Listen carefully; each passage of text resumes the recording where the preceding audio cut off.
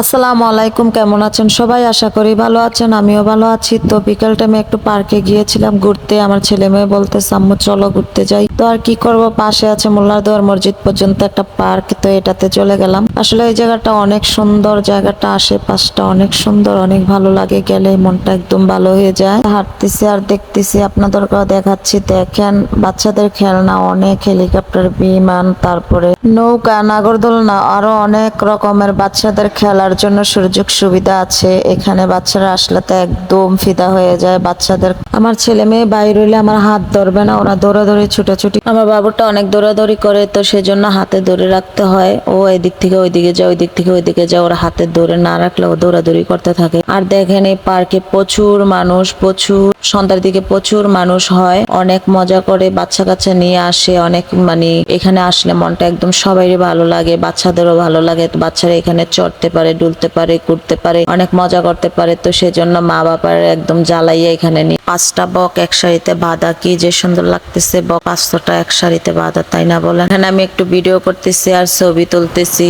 আমার মেয়ে এত সুন্দর ছবি উঠাইছে, অসম্ভব সুন্দর, সেগুলো ডিলিট করা ছাড়া আর উপায় ছিল না। আর এই জায়গাটাতে কোনো প্রোগ্রাম হলে এই জায়গাটাতে তাঁবু টাঙ্গায় প্রোগ্রাম হয়। আমার মেয়েকে বলতেছে এখানে অনেকক্ষণ ঘোরাঘুরি করলাম, এবার চলো যাই সামনের দিকে। আমার মেয়েকে বলতেছে এখানে অনেকক্ষণ ঘোরাঘুরি করলাম, এখন চলো যাই সামনের দিকে। তো হাঁটতেছি হাঁটতেছি, দেখতেছি ছোট ছোট টপ গুলো ঝুলন্ত অবস্থায়, তো এগুলো একটু ভিডিও করে নিলাম। আর এখানে অনেক টপ একসাথে সারি বাঁধা, চরকির মতো কি সুন্দর ঘুরতেছে এই রাইডারটা, দেখেন। আমি এখন হাঁটতেছি হাঁটতেছি, আমার ছেলে আমার হাত ছেড়ে দেয়, তো আমি ওরে জোর করে ধরে নেই। ও আমার হাতে ধরবে না, ও নিজে নিজে হাঁটবে। 5:30টার দিকে বের হয়েছি, বেশিক্ষণ ঘুরতে পারি নাই, অন্ধকার হয়ে গেছে। তো এখন আমি ওজন মাপ দিব। এখানে দেখতেছি ওজন মাপার মেশিন আছে, তো আমি ওজনটা মাপ দিয়ে নিলাম। তো ছেলেটা বলতেছে আপু আপনার ব্লাড টেস্ট করে নেন, ডায়াবেটিস আছে কিনা দেখেন। এখন বাসায় চলে যেতে হবে, অন্ধকার হয়ে গেছে। ধর্মসাগর পার গেলাম হইলে আপনাদেরকে দেখানোর জন্য, তো ওখানে যেতে পারবো না, অন্ধকার হয়ে গেছে। আর অন্ধকারে ভিউটা সুন্দর আসবে না, আর আপনারা দেখো ভালো লাগবে না। তো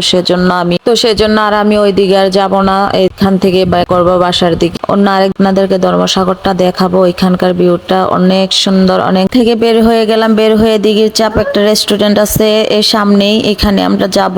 খাবারটা অনেক পছন্দ করে আমার মেয়ে, তো আমার মেয়েকে নিয়ে আমি ওইটার ভিতরে গেলাম। আর এখানে দেখেন লাভটা অনেক সুন্দর, এটাতে ছবি না উড়াইলে, ভিডিও না করলে কি হয়, অনেক সুন্দর এই লাভ। এখানে দাঁড়িয়ে আমরা ভিডিও করেছি, ছবি উঠাইছি, অনেক তো সুন্দর ছবি উঠাইছি। আমার মেয়ে কি আর বলবো, ওইগুলা তো ডিলিট করে দিয়েছি বললাম। এই রেস্টুরেন্টটা বাঁশ দিয়ে করা, অনেক সুন্দর। এই রেস্টুরেন্টের ভিতর কুড়ের ঘরের মতো দেখতে, অসম্ভব সুন্দর ছিল এই রেস্টুরেন্টটা। আর খাবারটা এত টেস্টি, না খেলে বুঝবেন না। আমি লাবডার মাঝখানে দাঁড়াইয়া ভিডিও করতেছি, ছবি উঠাইতেছি। এখন বের হয়ে যাচ্ছি, বাসার দিকে চলে যাব। তো হাঁটতেছি আর ভিডিও করতেছি। দেখেন এই বাইরের ভিউটা কি সুন্দর লাগতেছে, বাত্তিগুলি কি সুন্দর জ্বলতেছে। সাপোর্ট করেন, ফলো করেন, ফলো ডান, এইগুলি না বলে গঠনমূলক একটা কমেন্ট করবেন। কমেন্ট ধরে আপনাদের বাড়িতে যাব অবশ্যই। তো সবাই ভালো থাকবেন, আল্লাহ হাফেজ।